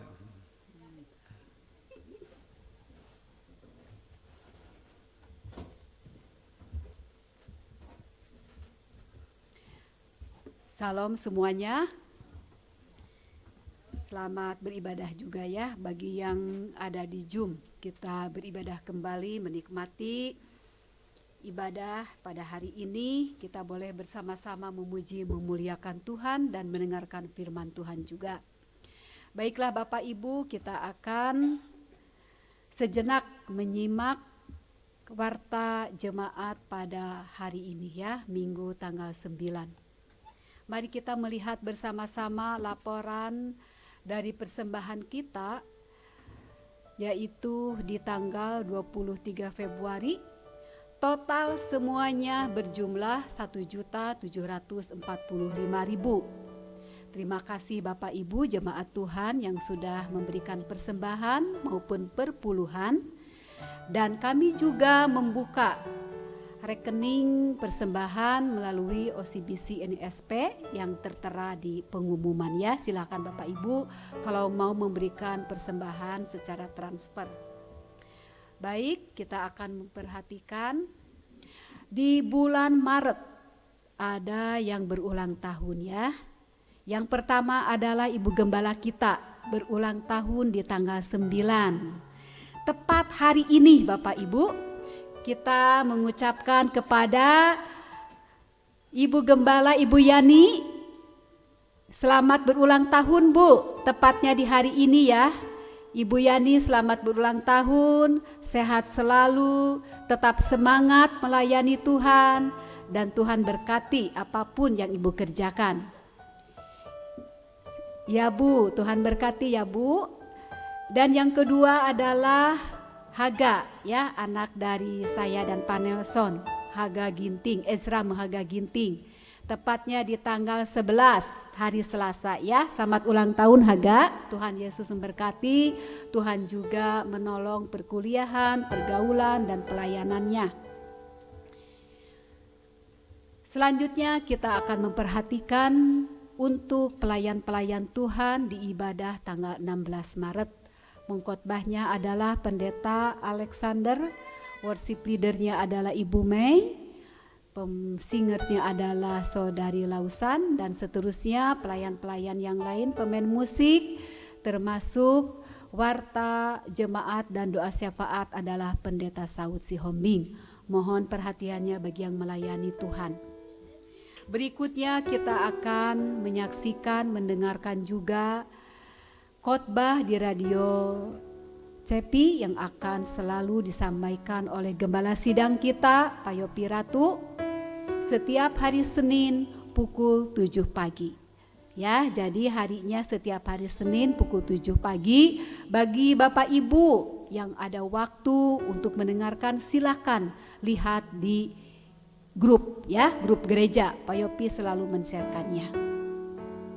Dan inilah pokok doa kita Bapak Ibu, bangsa dan negara Indonesia, politik keamanan, Kota Bandung Raya, cuaca ekstrim, Gereja Metodis Injili secara sinodal maupun secara khusus jemaat Menara Pengharapan, dan yang lainnya ya, yang tidak bisa saya sebutkan satu persatu. Baiklah Bapak Ibu, mari kita bersatu hati, sepikir untuk berdoa syafaat pada saat ini. Mari kita berdoa dengan segenap hati kita. Sungguh kami mengucap syukur ya Tuhan atas segala kebaikan-Mu yang senantiasa Engkau nyatakan dalam kehidupan kami. Kami bersyukur boleh beribadah di tempat ini, juga di rumah kami masing-masing. Itu semua karena anugerah Tuhan. Tuhan selalu memanggil kami. Tuhan selalu memberikan kesempatan dan waktu kepada kami untuk kami bisa datang kepada Engkau dengan sepenuh ucapan syukur. Bahkan kami boleh diberikan kesempatan untuk melayani-Mu pada hari ini. Kami bersyukur ya Tuhan untuk semuanya. Karena kalau bukan karena kasih dan anugerah-Mu, kami tidak ada apa-apanya dan kami tidak bisa berbuat apa-apa. Kami berterima kasih masih bisa memuji, memuliakan Tuhan. kami masih bisa mendengarkan firman Tuhan, dan kami masih bisa memiliki hati untuk berdoa bersyafaat pada saat ini. Tuhan, kami mau berdoa untuk bangsa dan negara kami Indonesia tercinta. Begitu banyak masalah, begitu banyak pergumulan yang dihadapi oleh bangsa dan negara kami. Tetapi kami percaya Tuhan mengasihi bangsa dan negara kami Indonesia.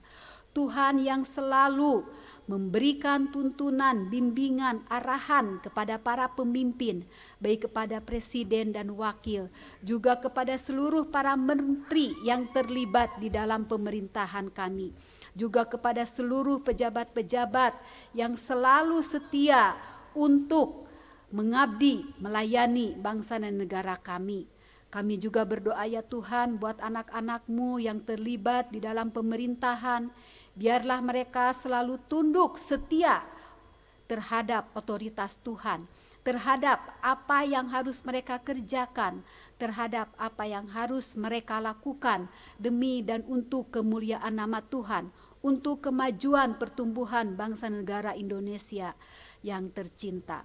Biarlah mereka memiliki integritas, biarlah mereka memiliki tanggung jawab, kedisiplinan, kejujuran, dan biarlah mereka bisa menjadi teladan ketika mereka melaksanakan amanat agung-Mu sebagai orang-orang yang memiliki profesi di dalam pemerintahan, sebagai orang-orang yang memiliki usaha, sebagai orang-orang yang menjadi karyawan, sebagai orang-orang yang terus mengabdikan dirinya bagi kemajuan bangsa dan negara kami Indonesia.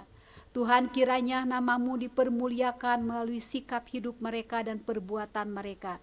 Kiranya nama Tuhan semakin diperlihatkan di dalam kehidupan mereka hari demi hari. Dan kiranya semakin banyak orang yang bertobat datang kepada Tuhan melalui anak-anak-Mu sebagai penyambung lidah Tuhan, sebagai orang-orang yang Tuhan utus untuk menjadi pemberita-pemberita firman-Mu.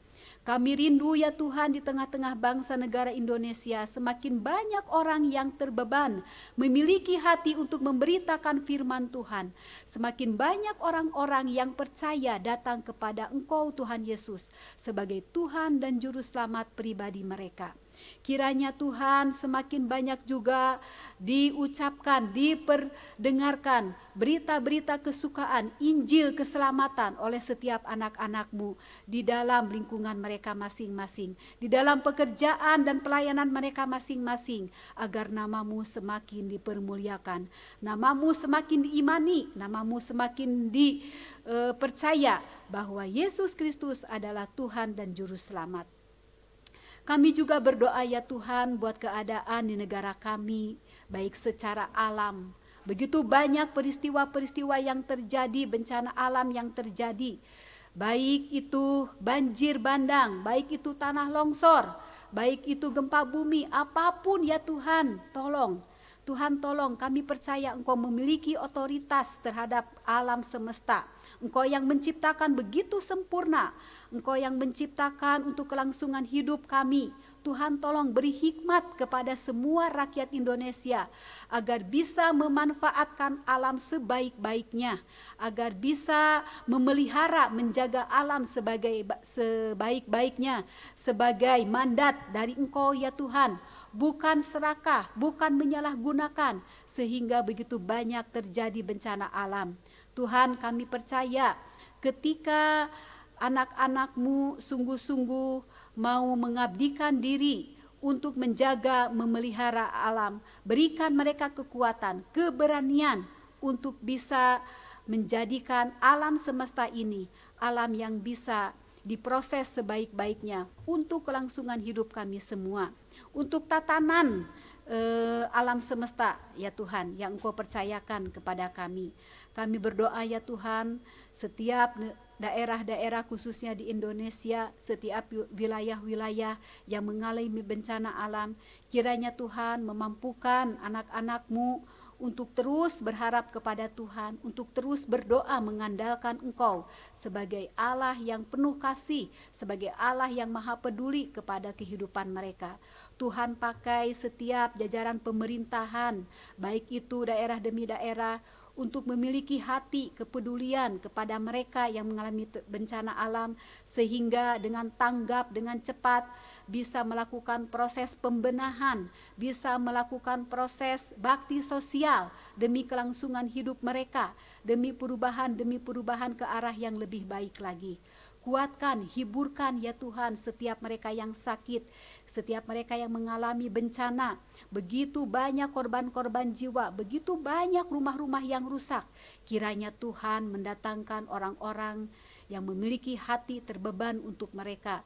Dokter-dokter yang menangani orang-orang yang sakit, dokter-dokter yang mengirimkan obat-obatan untuk kelangsungan kesembuhan sakit penyakit yang mereka alami. Dan biarlah setiap pemerintah daerah beserta jajarannya dengan sungguh-sungguh menangani dan menolong mereka supaya semuanya bisa berjalan berlangsung dengan baik. Dan Tuhan, kami juga berdoa untuk Kota Bandung.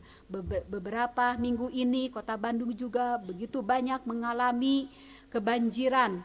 Tuhan, tolong supaya masyarakat dengan sadar bisa menjaga kelestarian alam, bisa memiliki pikiran hati yang bijak, tindakan yang bijak untuk tidak membuang sampah sembarangan, untuk bisa menciptakan lingkungan hidup yang benar, supaya ketika ada hujan yang ekstrim, bencana alam pun bisa terminimalis. Kiranya Tuhan menolong setiap pemerintah daerah yang berada di Kota Bandung Raya untuk tetap bijaksana mengelola keadaan yang ada di Kota Bandung ini. Kami juga berdoa ya Tuhan untuk gereja-gereja Tuhan yang banyak mengalami intimidasi, ancaman, bahkan larangan-larangan untuk beribadah oleh oknum-oknum yang tidak bertanggung jawab. Kiranya Tuhan menolong mereka supaya mereka tetap dan terus melihat kepada kebaikan Tuhan, kepada kemahakuasaan Tuhan, kepada otoritas Tuhan, yang sebagaimana Tuhan yang bisa memberikan kekuatan, Tuhan yang bisa mengubahkan hati orang-orang yang membenci anak-anak-Mu menjadi hati yang mengasihi, menjadi hati yang memiliki toleransi, dan menjadi hati yang memiliki pengampunan. Kiranya ya Tuhan, gereja-gereja Tuhan semakin menjadi gereja yang berfungsi menjalankan amanat agung-Mu, gereja yang benar-benar terlibat di dalam pemerintahan yang baik, gereja yang benar-benar bisa menegakkan kebenaran, keadilan, dan gereja yang bisa menjadi terang dan garam dunia dimanapun gereja-gereja Tuhan berada. Kami bersyukur buat gereja Metodis Injili dimanapun mereka berada. Biarlah gereja tetap menjalankan misi dan visinya sesuai dengan kehendak Tuhan. Gereja bersatu padu di dalam tubuh Kristus Yesus. Gereja yang saling memperhatikan, gereja yang saling mengasihi, gereja yang saling mendoakan, supaya di dalam tubuh Gereja Metodis Injili ini nama Tuhan semakin dimuliakan. Kami juga berdoa secara khusus buat Gereja Metodis Injili Menara Pengharapan di tempat ini. Biarlah gereja ini semakin memuliakan nama Tuhan, semakin mengandalkan dan mengutamakan Tuhan sebagai kepala gereja yang utama, dasar firman Tuhan yang utama di atas segala-galanya, Roh Kudus yang menjadi penghibur penguat di atas segala-galanya. Dan biarlah gereja ini semakin menjadi berkat bagi lingkungan setempat, bagi orang-orang, semua jemaat, bagi pelayan-pelayan Tuhan, dan gereja yang semakin mengasihi Tuhan, mengasihi sesama, gereja yang senantiasa rindu bertumbuh di dalam iman, berkembang di dalam kuantitas dan kualitas. Terima kasih Bapa, kami menyerahkan, mempercayakan setiap hamba-hamba-Mu, anak-anak-Mu yang terlibat di dalam gereja Menara Pengharapan. Engkau berkati kehidupan keluarga, Engkau berkati usaha dan pekerjaan, bahkan pelayanannya. Engkau berkati anak-anak muda supaya menjadi anak-anak yang indah di hadapan Tuhan, anak-anak yang bermanfaat, menjadi berkat bagi lingkungan dan sesamanya, anak-anak yang bisa mengendalikan diri, anak-anak yang bisa bijaksana untuk bergaul, anak-anak yang bisa senantiasa rindu untuk melayani Tuhan. Kami juga berdoa buat anak-anak kami yang berkuliah, yang bekerja. Tuhan menolong mereka, memampukan mereka untuk tetap menjadi anak-anak yang beriman. Anak-anak yang terus berjuang, anak-anak yang terus memiliki hati untuk memberitakan firman Tuhan melalui sikap dan hidup mereka. Kami juga berdoa ya Tuhan buat anak-anak-Mu yang berulang tahun di bulan Maret. Kami bersyukur buat Ibu Gembala kami, Ibu Yani, di dalam usianya. Tuhan terus memelihara kehidupannya secara pribadi maupun secara keluarga. Tuhan yang terus memberkati beliau. Tuhan yang terus memampukan beliau untuk tetap menjadi ibu, nenek, istri yang cakap di hadapan Tuhan dan yang terus membawa jiwa bagi kemuliaan nama Tuhan. Kami juga berdoa buat Haga ya Tuhan. Kami bersyukur buat anak-Mu ini sampai mencapai usia tahun ini. Kiranya Tuhan memberkati, menolong perkuliahannya. Tuhan campur tangan di dalam pergaulannya supaya menjadi anak yang sungguh-sungguh mengasihi Tuhan dan sesama, dan anak yang menjadi terang dan garam dimanapun dia berada. Kami juga berdoa ya Tuhan buat Pak Nelson, buat Pak Alex, buat Ibu Olsia yang masih bergumul tentang penyakit. Tapi kami percaya tidak ada yang mustahil bagi Engkau ya Tuhan. Engkau yang akan selalu menyembuhkan, menguatkan, memulihkan apa yang mereka alami. Baik itu Pak Ibu Olsia, Pak Alex dalam jantung, juga Pak Nelson asam urat. Kiranya Tuhan terus memampukan mereka untuk tetap memiliki semangat hidup dan untuk terus melihat secara optimis tangan Tuhan selalu menolongnya. Terima kasih Bapak, kami juga menyerahkan, mempercayakan secara khusus pelayanan Pak Nelson yang akan dia laksanakan. Kalau Tuhan kehendaki, Tuhan memberikan kemampuan semuanya, maka beliau akan pergi ketika libur lebaran nanti, sebagaimana yang Engkau lakukan, Engkau tolong kepadanya, memberikan semangat hati untuk melayani jemaat-jemaat-Mu yang berada di Kuningan, dan Tuhan akan membuat segala sesuatunya berjalan dengan lancar. Kiranya Tuhan yang menolong beliau, memampukan beliau, dan mencukupkan apa yang beliau butuhkan. Tuhan yang memberi waktu, Tuhan yang memberikan kesempatan. Terima kasih Bapa, kami menyerahkan, mempercayakan semua kehidupan kami ke dalam tangan-Mu.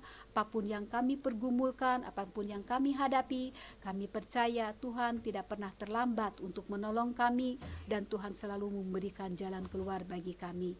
Untuk minggu depan juga Tuhan, kami percaya Tuhan yang memberikan kesempatan kami untuk beribadah, bahkan Tuhan yang terus mempersiapkan setiap anak-anak-Mu yang akan mengambil bagian di dalam pelayanan.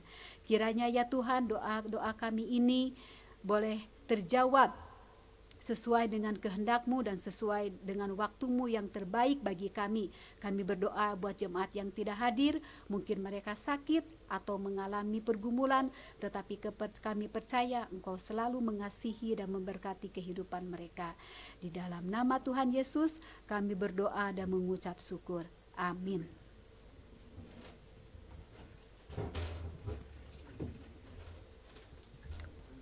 Jemaat Tuhan, saya undang kita semua bangkit berdiri. Sebelum kita menerima doa berkat, mari kita bersama-sama mengakukan pengakuan iman kita. Aku percaya kepada Allah, Bapa yang Maha Kuasa, Khalik langit dan bumi, dan kepada Yesus Kristus, Anak yang tunggal Tuhan kita, yang dikandung daripada Roh Kudus, lahir dari anak darah Maria, yang menderita di bawah pemerintahan Pontius Pilatus, disalibkan, mati dan dikuburkan, turun ke dalam kerajaan maut, pada hari yang ketiga bangkit pula dari antara orang mati, naik ke surga, duduk di sebelah kanan Allah, Bapa yang Maha Kuasa, akan datang dari sana untuk menghakimi orang yang hidup dan yang mati. Aku percaya kepada Roh Kudus, gereja yang kudus dan am, persekutuan orang kudus, pengampunan dosa, bangkitan daging, dan hidup yang kekal. Amin. Jemaat yang dikasihi oleh Tuhan Yesus Kristus, sebelum kita meninggalkan tempat ini, arahkanlah hatimu kepada Tuhan dan terimalah berkat dari Dia. Diberkatilah engkau, diberkatilah rumah tanggamu, diberkatilah kesehatanmu, diberkatilah pendidikanmu, diberkatilah pekerjaanmu, diberkatilah anak cucumu, Diberkatilah engkau siang dan malam, baik engkau ada di rumah, ada di luar rumah. Diberkatilah dimanapun. Dan biarlah kiranya berkat pemeliharaan yang sempurna dari Allah Bapa, kasih sayang dari Tuhan Yesus Kristus, penghiburan, kekuatan, dan semangat baru dari Roh Kudus di dalam terang firman Tuhan yang akan dicurahkan bagi saudara-saudara sekalian. Semua berkat-berkat ini mulai dari saat ini sampai Tuhan datang kembali. Maranatha. Amin.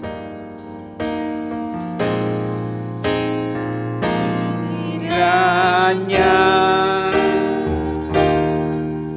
Engkau memberkati aku berlimpah-limpah dan memperluas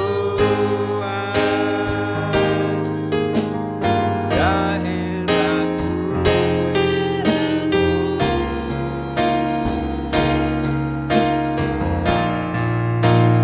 Dan kiranya Tanganmu menyertai aku dan melindungi aku daripada malam petaka, hingga kesakitan tidak melihat aku.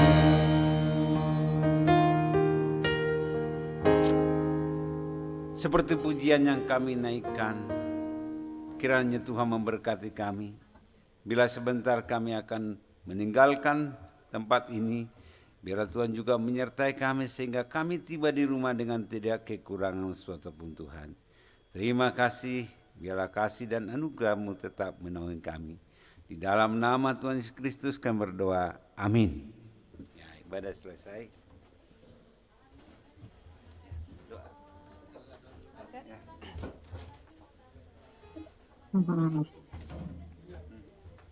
Tuhan Yesus, terima kasih bila kami telah selesai untuk mengadakan ibadah. Biarlah Tuhan juga memberkati Haga yang hari Selasa ulang tahun, Pak Nelson dan juga istri hambamu dan juga Samuel dan hambamu sendiri. Shalom Bapak Ibu dimanapun berada. Pada Jangan lupa dalam nama Tuhan komen, Yesus, subscribe, amin.